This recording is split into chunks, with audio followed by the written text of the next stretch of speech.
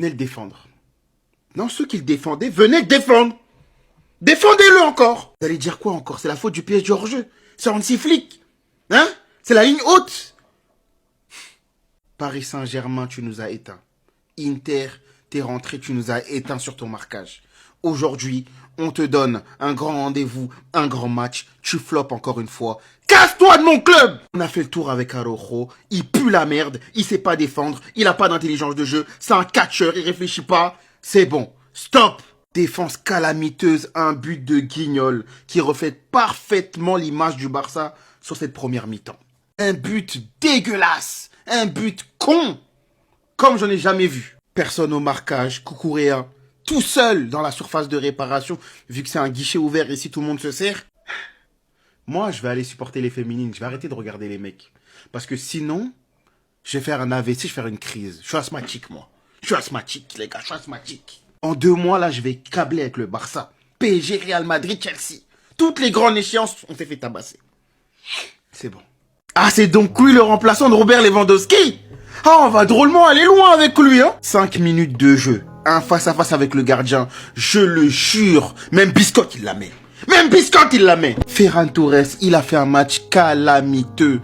Pitoyable. C'est le pire match pour un attaquant. Il a bridé tout le couloir gauche. Un simple contrôle, il sait pas faire. Il sait pas orienter le jeu. Il sait pas prendre la profondeur. Il sait pas faire de passe. Il sait pas marquer. Il sait pas tirer. Il sait rien faire.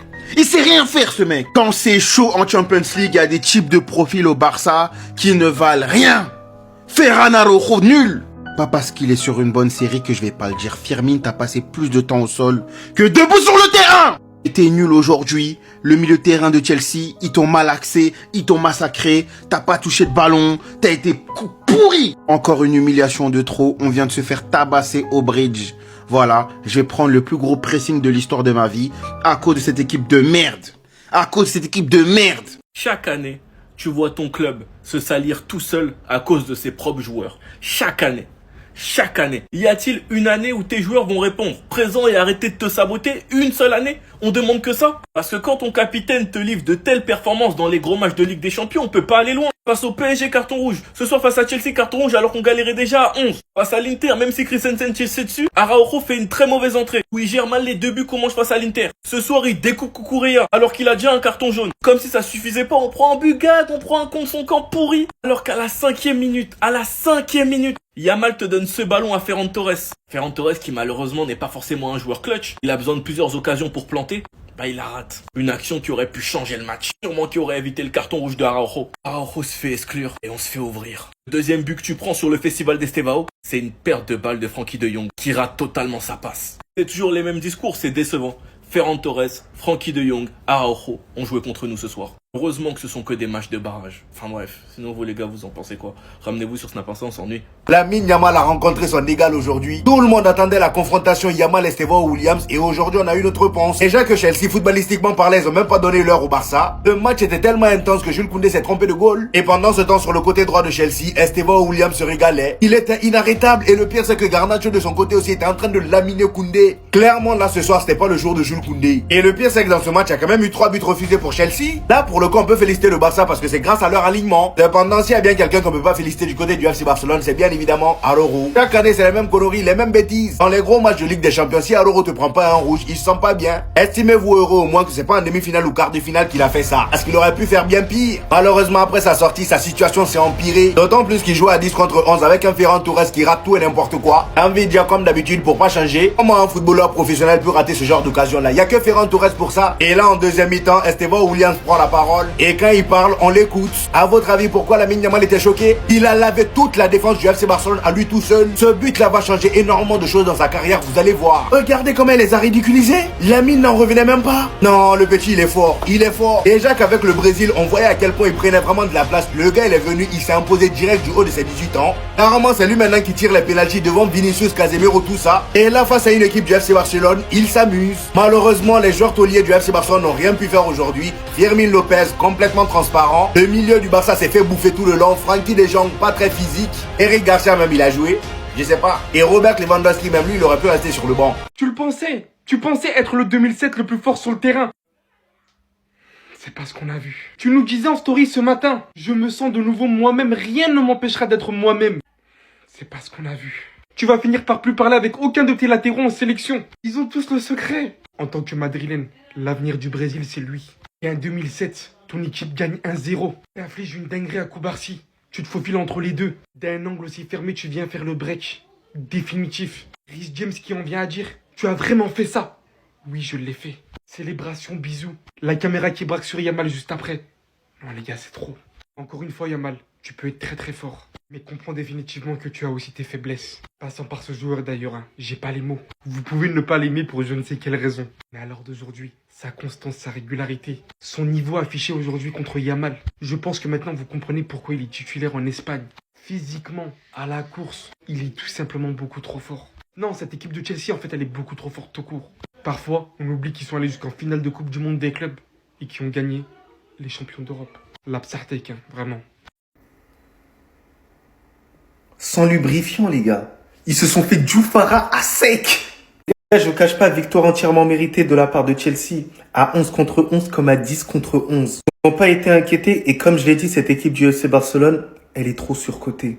Quand tu vois ce milieu de terrain de bonhomme qui ne lâche rien sur le terrain, au final tu te dis ils vont terroriser le milieu de terrain adverse. Parce que oui, je suis désolé que ce soit Eric Garcia et De Jong, c'était beaucoup trop frêle. Ils se sont laissés faire, ils ont donné leurs fesses, voilà, tout simplement.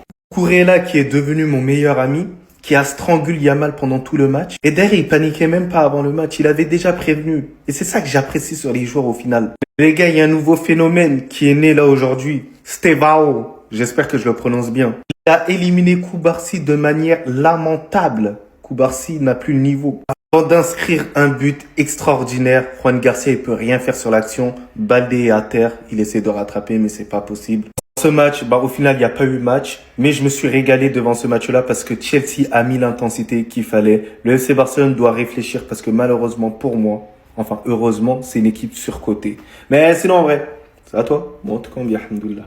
Ensuite, j'aime bien dire qu'il fait avec les moyens du bord, mais au nom de Dieu, il y a des fois, faut pas exagérer en mode. Ferran Torres, comment tu peux l'aligner? Comment tu peux l'aligner? En fait, je me suis dit, c'est parce que c'est le seul qui est bien portant en attaque. Rashford, il revient de maladie. Rafinha, il revient de blessure. Mais en fait, même Moura, même handicapés, ils sont meilleurs que lui. Cette action, elle change tout le match. Je vais pas dire que c'est l'action du match, mais ça n'est pas loin. En fait, on n'aurait jamais su comment ça se serait passé autrement. Parce que oui, il reste un crétin, c'est un imbécile.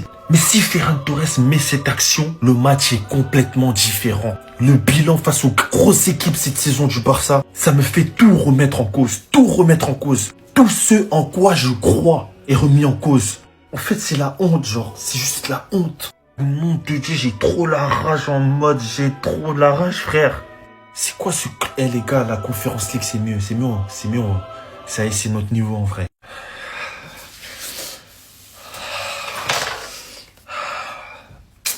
Plus jamais je défends quelqu'un. Vous avez gagné. C'est vous qui aviez raison. Je les défends. L'autre imbécile qui a déjà un jaune, il vient. 12 minutes plus tard, il découpe Cucurella. Quand ça allait pas, personne le défendait. Tout le monde l'insultait avec moi. Mais c'est moi l'idiot. Pareil pour toi. Comment c'est possible?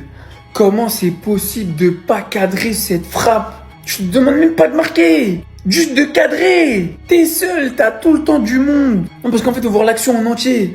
Lamine Yamal, il lui envoie une passe là. Il contrôle seul. Le gardien, il plonge du mauvais côté. En glissant, en la tapant juste avec son sgeg, elle est censée finir au fond. Mais non! Lui, tout le monde l'insulte. Et il y a que moi, comme idiot, qui le défend. Et là, pareil. Ferran, il aurait pu se racheter. Il arrête le ballon sur la ligne. Mais non!